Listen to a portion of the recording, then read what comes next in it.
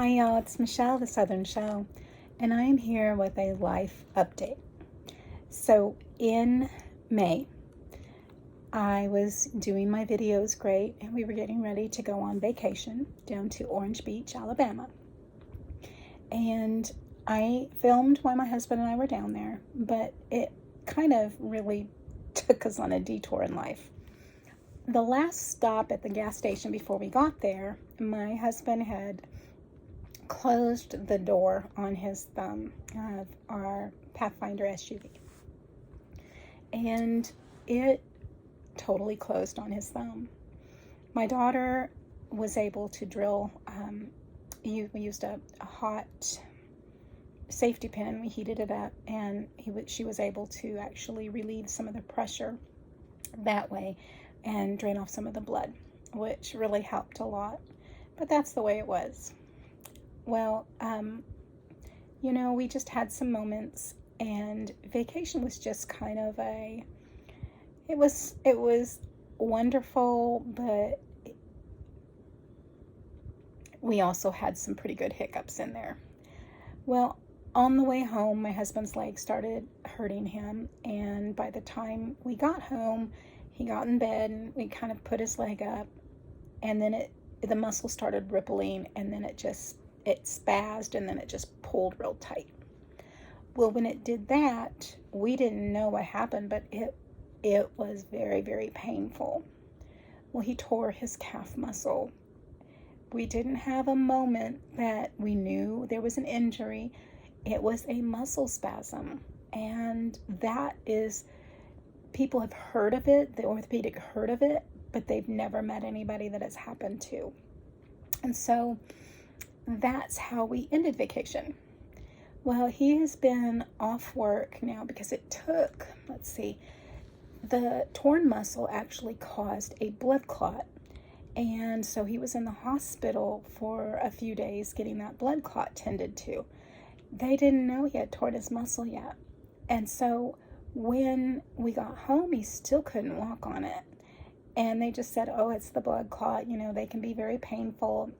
I've had a blood clot in my leg, and I remember how it felt. It was not as painful as some people put out, which could be just me. And so that's why I told him, I said, mine wasn't that painful, but everybody's different. Well, when it didn't get better and he should be able to go back to work, we asked the doctor, can we not do an MRI? There's something else going on there. And so they did the MRI, and he has a torn muscle. And so they send us to the orthopedic, and by this time it's been several weeks. It's been 2 weeks, I think, by the time we got the MRI done and got in to see the orthopedic. And if we had gone sooner, they would have done surgery on it, because hematoma under there was huge, and they would have gone in and cleaned it out. But now they have to wait till his body tries to absorb it. So he just went back to work today. And so he's been off work for 2 months, and he's been in bed for most of that time. And I have been helping him and trying to do what I can for him to help get him through this. Now, he's a tall man. He's 6'3". He's retired SWAT. He's not fat, but he's a big boy. And so my arthritis started bugging me more and more. Well, I went to my doctor, and they told me just to go ahead and go to the orthopedic. And so I got scheduled with the orthopedic, and they took x-rays of my hips, came back in and said, oh, your hips hurt. I'm like, yeah, my hips hurt. They said, you need both hips replaced. I said, well, it's not only my hips that are bugging me, it's my knees as well. I had my first knee surgery at 23. I loved playing basketball and tennis and soccer and riding bikes, and I've not been able to do a lot of that for several years now because it's just been very, very painful. And so they took x-rays of my knees and came back and said, yeah, you need both knees replaced too. So both hips, both knees. And I said, honestly, yes, those are painful. I said, but I can't move my thumb. I mean, I can do this and it won't bend, it won't do anything else. And so he felt it and he poked around on it, and it's a trigger thumb that's stuck. It's not just it's just stuck in that position now. And so he can do a surgery for that. It's an in-house, in his office surgery, and he's going to do that on August 5th. August 15th is my right hip surgery. And then every 3 months will be another surgery. So it'll be my right hip, my left hip, my right knee, my left knee. And so it's going to take about a year for all of these to be done. So in about a year, I will be feeling so much better. Because by the time the last surgery is done and all my healing and my therapy, it's going to take about a year. Now, I haven't had my cataract surgery done yet either. So, I'm 53 years old, need cataract surgery, both hips and knees replaced. I feel like I'm just a mess. But I'm also grateful that there's a light at the end of the tunnel, because anybody who's gone through chronic pain, because I also have fibromyalgia, and anxiety and depression just kind of hit you when you were dealing with that chronic pain every day. So for me, I'm grateful that there is light at the end of the tunnel. Now, for me, the way I explained it is, if you're a woman and you're in labor, you have a light at the end of that tunnel. You're going to get a baby. After all of this pain is done, it's going to be productive, and you're going to have a baby, and it's going to be done. It's not going to last forever. The pain isn't.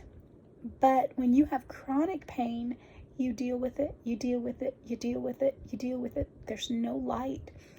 I'm a true believer. You can do anything for a short period of time, but this short period of time has gone longer and longer and longer, and it starts to mess with your psyche, your anxiety and depression, just so much.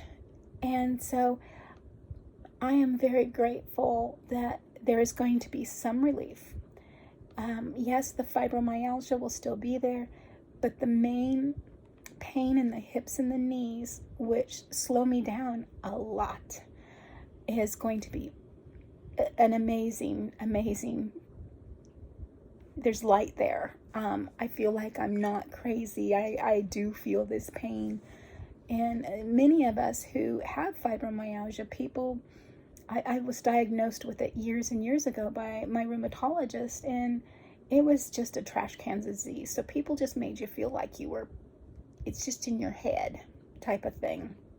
And so knowing that there's going to be some relief is very encouraging. Now I have PTSD, and I deal with some severe social anxiety. And we got a new puppy. It's a golden retriever, and she is Leia. And I was taking her out one day, and I walked out the front door, and we have a nice covered porch that has an outdoor sofa and chair and table all out there to kick back and relax. Beautiful fan up there. It's just wonderful. I don't even like going out there and sitting because of the PTSD and things that have happened. Well, I went to let her out, and there was somebody sleeping on that couch. It was a transient, and you could tell he'd been out there for he was out. And he did hear me when I asked him. I said, "Excuse me, what are you doing here? You need to go." I asked him a couple times, and he just looked at me and just rolled over and whatever.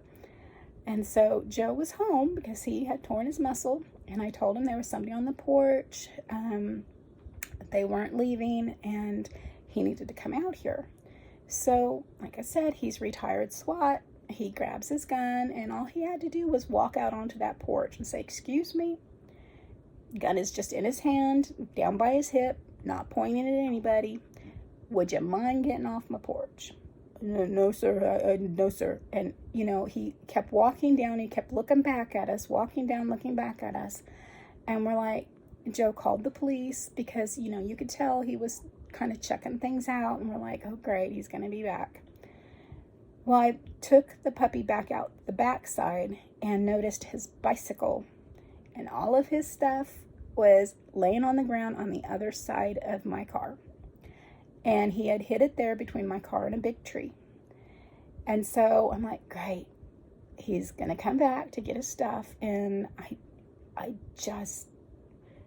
it was just not a good feeling. So the police came out and they were gathering his stuff up when they got a call saying that they had picked the guy up a couple blocks away trying to break into a house with a hammer, and they found meth on him.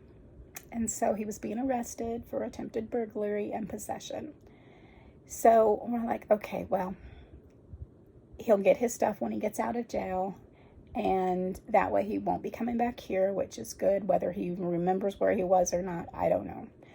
But when my son-in-law got home in the evening, he noticed the water pressure was down. Well, the guy had went over, apparently it was thirsty, and he turned the outside water on full force, and it was, you know, in the corner of the house, and so the ground got saturated, the basement got flooded, there was standing water. I don't know how long the water had been going. I feel absolutely horrible that I didn't catch it. But he left his phone there too. And we're like, okay, great. Now he will be back to find his phone.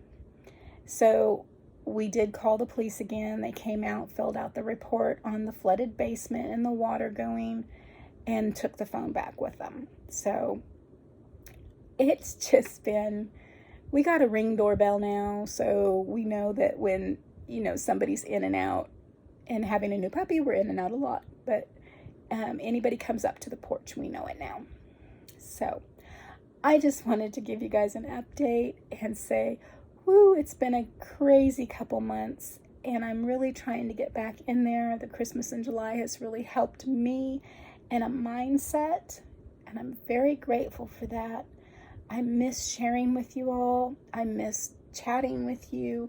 I miss joining collabs and watching videos, because when Joe's home, that's all I did was tend to him and help him up and down, or medicine, because they found out he was also diabetic. And so it's just been a change of lifestyle over the past couple months. So I'm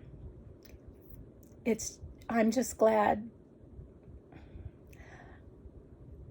I just hope that I can continue to move forward, and that these surgeries, especially the one on my thumb, it does not hinder me from moving forward.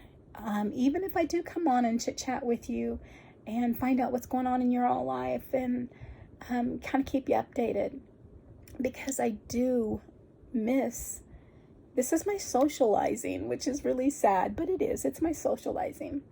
So I do hope that, you know, you all keep me encouraged and let me know you're thinking about me, and I will get on and chat with you as often as I can and share with you some of the things that I can do. It won't be a whole lot of anything, but I will do the best I can. So, guys, thank you so much for joining me and listening to me ramble on. So, guys, be safe. God bless. Bye for now.